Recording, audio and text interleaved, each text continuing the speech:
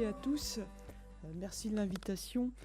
Effectivement, compte tenu des chiffres que l'on a vus, et puis moi je suis hospitalo-universitaire, je ne sais pas si dans votre étude vous avez aussi étudié des personnels hospitalo-universitaires, parce qu'on parle des étudiants, on parle des internes, on parle des externes.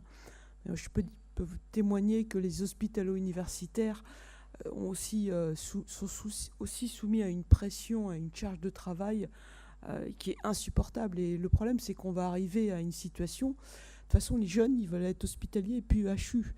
Parce qu'être hospitalo-universitaire, nous, on n'a pas le statut des hospitaliers, c'est-à-dire on n'a pas les RTT, et on a toute la pression à la fois de l'hôpital, de l'université, du labo de recherche, des étudiants, vers lesquels on n'a pas non plus de reconnaissance, parce qu'ils ont le mode fonctionnement 35 heures.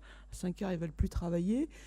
Ils ne veulent plus être chef de clinique, ils ne veulent plus être assistants, ils ne veulent plus faire de thèse. Donc, derrière nous, il n'y a plus personne qui veut prendre notre suite.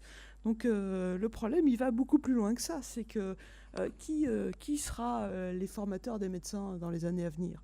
Donc il y a tout un problème qui se pose. Quand on parle de désertification, je ne suis pas sûre que les technocrates ils aient bien pigé de ce qui se passe vraiment. Ouvrir le flux de... Enfin bon, bref, c'est pas le problème. Néanmoins, on gère notre stress, nous. Et je pense que dans les éléments à tenir en compte, on parle de la condition des médecins, de la santé des médecins. Dans la santé des médecins, il y a un élément important qui est la condition physique. On sait que dans la santé des malades, le meilleur élément prédictif de la santé des malades, mais des sujets en bonne santé, c'est la capacité physique. Parmi tous les facteurs de risque, le premier facteur qui sort, facteur prédictif de santé et de développer des maladies, c'est la condition physique, votre capacité physique. Donc l'activité physique, la nutrition joue un rôle à la fois en prévention primaire et en prévention tertiaire. Donc je pense que ça joue un rôle dans le stress et le burn-out.